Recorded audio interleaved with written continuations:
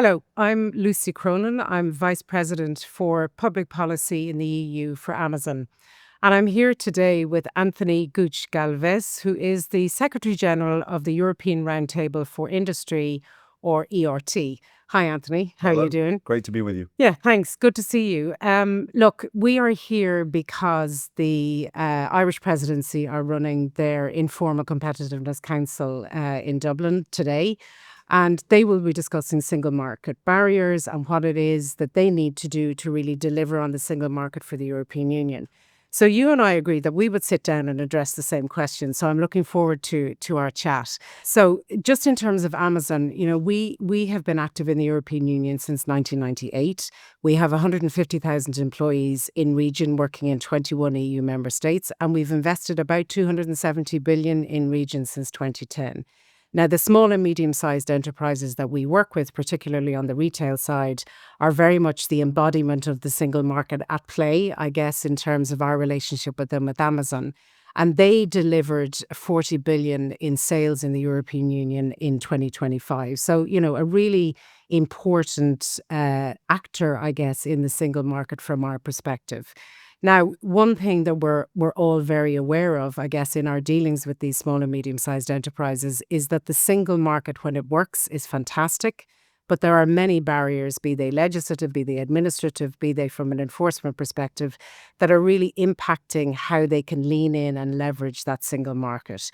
I wanted to talk to you a little bit about ERT because set up in 1983, if I'm correct, for me, from my work in Brussels and across the EU over the last decades, I always identify the ERT as sort of the single market champion in the European Union. So I'd love you to talk to me a little bit about that.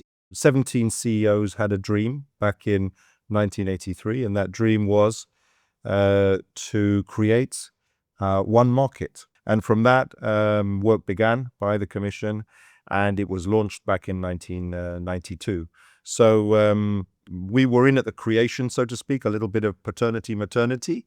And when we fast forward to today, the European Roundtable has gone from 17 CEOs to 60. We account for 3 trillion euros in revenue, 6 million jobs directly, and 120 billion in research and development. And our primary goal is to restore Europe's competitiveness and to complete that single market once and for all. Yeah, I very much resonates with us, that goal. 70% of the small and medium-sized enterprises that work with Amazon do indeed engage in intra-EU sales. What we want to see is that number go up, not down, right? And I think when we talk to some of our small and medium-sized enterprise partners, they will tell us that yes, we sell intra-EU, but no, it doesn't feel like a market. So if I think of a company like, I don't know, Earthchimp, they're a company here in Dublin. They produce vegan protein powder. And I do remember having a discussion with them where they talked about, yes, we're excited about the single market. Yes, we have ambition. Yes, we are selling in other EU member states, but we don't think of it as one market. We still, when we're business planning, we're still thinking about each EU member state as a separate market entry. So there's something wrong there if our entrepreneurs are thinking in that way. We basically did a really deep dive, as you said, into all of the obstacles. And we put together a compendium of over 100 obstacles in total. And this straddles goods and services. And it really is a picture which shows that we have a Swiss cheese. Yeah. So we have a theory, and then we have a practice. And the context that we're in right now, Lucy, is a really complicated one because globally, competition with the US, competition with China for Europe is tough. Our energy prices are a lot higher. So a lot of the things that we're having to contend with mean that we cannot afford to continue to accept those imperfections that we have accepted for a long period of time in a way. And also we need to grow at home. We need to grow in Europe. So we were engaged in that process with you, obviously, in identifying those barriers. I remember during that process, coming across an example of one of our German sellers. They're an electronics and home lighting company. and they are selling in Germany and 2 other member states. And I remember asking the question, or we asked the question, can you quantify the cost of the fragmentation of the single market to a business such as yours? And quick as lightning, they came back and said 80,000 euro, 16 different registrations across those 3 countries in order to be able to serve customers in those countries, and up to 16 weeks of sort of permitting delays or license delays for what it is they wanted to sell in those countries. And that was it really brought it home to me, I guess, how problematic or what a break on growth and competitiveness, as you mentioned, it can be. I know this is going to be a difficult one, but of those 100 barriers that you identified, it was 100 plus actually, wasn't it? What's the one that you would love the presidency to be focusing on today? That's an impossible question because it's like a Solomonic choice. Yeah. Who do you choose? I would turn it around and say, look, to each country, you all have Terrible 10, and they're not the same. You mentioned labeling. National labeling requirements essentially have turned what should be one Europe into 27 different versions. And so like that, you have issues, for example, in the medical field where the time it takes for a German patient to be able to benefit from medicine, once it's ready to go to market, it can be in the hands of a patient in Germany in 150 days. In the case of Portugal, it's going to be 850. Oh, yeah. And you think, hang on, why should a Portuguese citizen be waiting 8 times longer than a German citizen? I think, what it also connotes is the fact that we're good with the theory in Europe. We sort of play that game and say, yes, we're going to do X and Y. And then we all have this tendency then, a magnetic pull to renationalize, Yeah, we're going to do this thing, but actually I'm special. And as I'm special, I need it to be this way. And then the problem comes that everybody does it their way. And you end up, as you said, when you want to operate across all of the borders in the same way, you then find yourself having to adjust to these, 27 different variants. Sometimes it's not 27.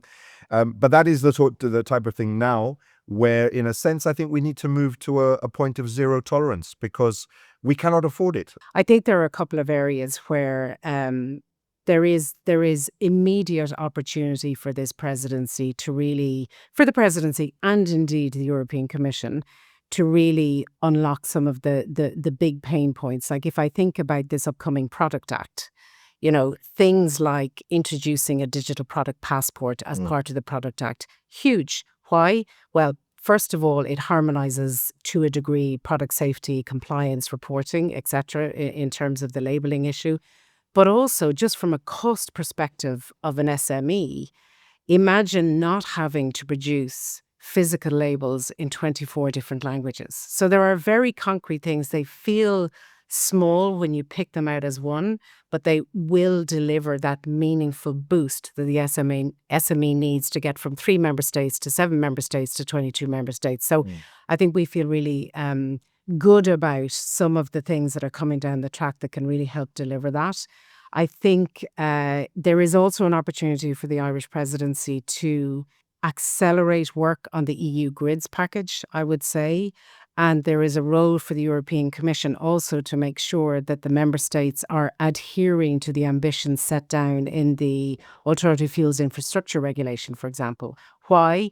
Because that's the very regulation that would deliver a real single market for charging infrastructure in the European Union. And why is that so important? Well, it's so important when you've got a company like Amazon who has invested, who has ordered hundreds of heavy-duty electric trucks from Mercedes-Benz, right? So leaning into the decarbonization, leaning into really delivering growth through decarbonization. Now, the Irish presidency motto is Ní Neart go Chur le Chéile. And in my beautiful language, that means strength with unity. And I think that's a really important motto. And I love it because I think it's very topical. The motto couldn't be better. And I also think that the cajoler in chief couldn't be better, because I think that's what the Irish presidency has to be. Yes, you're an honest broker, but you actually have to move this dial and move this needle in the next 6 months. There's a lot riding on it. Each member state now needs to step up and answer the following question. Not what can Europe do for me? We're all used to that. Oh, what do I get out of Europe? Oh, what can I obtain? Well, if everybody is playing that game, Europe is going to end up pretty empty. It's what can I do for Europe? What contribution can I make? And that means what obstacles can I get rid of? What gold plating do I need to remove? What things am I holding up? And I've been holding them up for a while, say on Capital Markets Union or on an energy union. It's interconnection. You were talking about the 800 billion that Mario Draghi told. He said it's 1.2 trillion now. He's updated the figure. So I think each member state has to do a really honest appraisal of what it has to do for Europe, what it has to get rid of, what it has to pool collectively.